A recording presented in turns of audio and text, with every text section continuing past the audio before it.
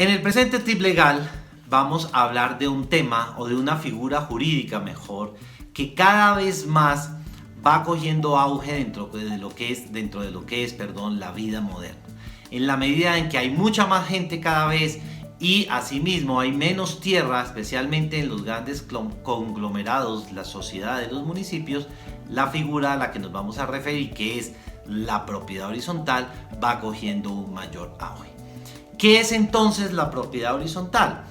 La propiedad horizontal es un sistema muy original en el cual se mezclan dos modalidades del derecho de dominio o propiedad. ¿Cuáles son esas dos modalidades o manifestaciones del derecho de dominio que se mezclan en lo que conocemos como la propiedad horizontal? Pues por un lado están el derecho de propiedad individualmente considerado, que es lo habitual, o sea, normalmente respecto de una cosa no hay sino un propietario o dos, por decir algo, pero generalmente uno. Y asimismo, ya en otros tips legales hemos hablado, existe otra modalidad, otra manifestación del derecho de propiedad, que es cuando respecto de una misma cosa hay varios copropietarios, que es lo que se conoce entonces como la comunidad.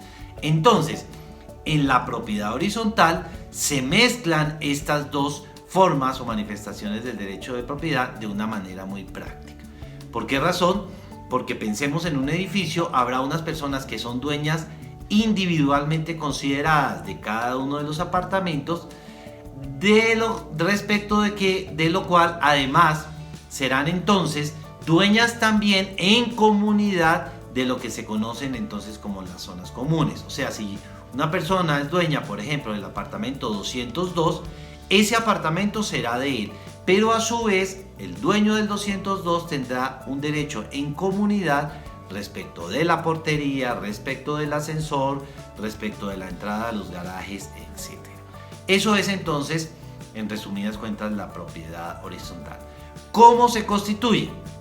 La propiedad horizontal se ha de constituir siempre respecto, obviamente, de predios inmuebles, y necesita, para que exista en la vida jurídica, de la conformación de una persona jurídica, por regla general. O sea, habrá que elevar una escritura pública donde se somete la propiedad inmueble al régimen de propiedad horizontal, y a partir de ahí surgirá un ente nuevo de derecho distinto y diferente de cada uno de los copropietarios, que será la persona jurídica que constituye entonces la propiedad horizontal. ¿Qué clase de bienes componen entonces a la propiedad horizontal? De alguna manera ya los enunciamos. Por un lado está los bienes individualmente considerados, o sea, las unidades que integran esa copropiedad, además de los bienes comunes, de los cuales el principal, por decirlo de alguna manera, el esencial, es el lote, que es donde se construye el inmueble, el edificio, y habrá otros también importantes, pero no tan vitales como son, ya dijimos algunos casos, el ascensor, las puertas, etcétera, etcétera. ¿Cómo se rige la vida dentro de una propiedad horizontal? En la medida en que, si uno mira el tema desde el punto de vista de la organización de los seres humanos, encuentra que, digamos, la propiedad horizontal viene a ser una figura nueva que se ubicaría entre lo que es la organización familiar y lo que es la organización municipal. Digamos que en la mitad de esas dos estructuras sociales vendría a ubicarse la propiedad horizontal. ¿Por qué? Porque implica que un conjunto de personas van a compartir muchas cosas, y en esa medida debe haber unas reglas que rijan esa convivencia. Por eso la propiedad horizontal, repito, tiene unas autoridades. ¿Cuáles son las autoridades que rigen a la propiedad horizontal? Son básicamente 4. En primer lugar está la asamblea de copropietarios, que es la autoridad más importante y es donde participan todos los dueños de las unidades. Es muy importante, así sea muy harto, porque uno suele escuchar que a la gente le da pereza, pero es muy importante que las personas que tienen bienes en propiedad horizontal participen en la asamblea de copropietarios, porque es allí donde van a poder manifestar su voluntad, oponerse o apoyar determinadas decisiones. En segundo lugar está el Consejo de Administración, que es un órgano intermedio entre la asamblea y el administrador, de quien vamos a hablar ahorita, que generalmente asume algunas de las facultades que tiene la asamblea de copropietarios. El administrador es la persona que representa legalmente a la propiedad horizontal, o sea, es quien suscribe los actos, convenios que obliguen a la propiedad horizontal, así como quien debe responder en nombre de ella y representarla judicialmente.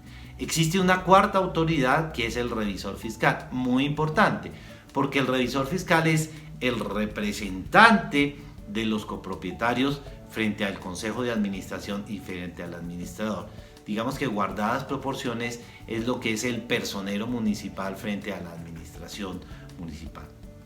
Y ya para terminar, muy importante también, las decisiones que se tomen dentro de la propiedad horizontal, bien por la asamblea, bien por el consejo de administración, son susceptibles de ser impugnadas ante la jurisdicción. O sea, cuando un copropietario o un comunero no está de acuerdo por la circunstancia que sea, le queda o tiene una vía jurídica para atacar esas decisiones, y es a través de un proceso judicial ante los jueces civiles. Se pueden demandar en un término muy breve, eso sí, dice la ley que es de 2 meses, las decisiones de la asamblea de copropietarios como del consejo de administración.